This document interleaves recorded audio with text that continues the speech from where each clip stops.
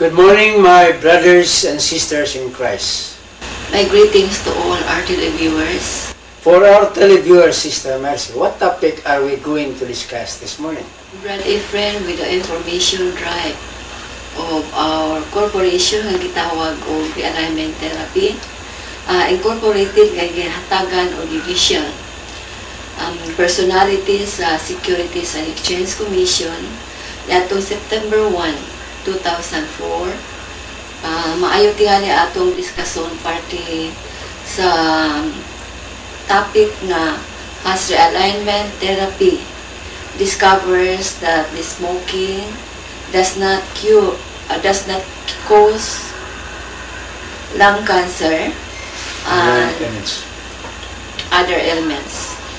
Kining smoking, mo ni dakong downfall sa science.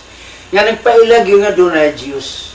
And that man, because of this mistake of science, should believe only science if correct, and should disregard science if wrong. Are you a smoker? No, Sister Mercy, non-smoker ko, but I can smoke if I want to. Ano din ang maka-smoker, Brad? Because at the beginning, I believe that science is correct, that smoking is dangerous to your health.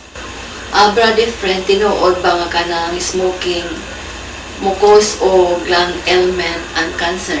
Impossible. Mga televiewers, dili ni mistake akong gigamit kung dili impossible. Smoking is impossible to cause lung ailments and cancer. Iragigod ni mo, Brad Efren, na tibuok WHO o World Health Organization o tibuok kalibutan may kontra man ka sa nianang imong gipangulo. Tinood ka na, Sister Mercy. Tanang tao sa kalibutan nagtuo nga ang smoking is dangerous to your health. Gumikan ka na sa mga information drive sa World Health Organization, sa tanang foundation sa diseases sa kalibutan, o the government of the world. Kung nagtuo basad ka nga ang nag-produce o nag-manufacture ni ini nituo nga nagkakos ni cancer. Tanan yun, Sister Mercy.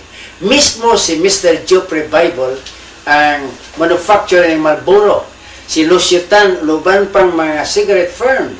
Silang tanan, o ang mga media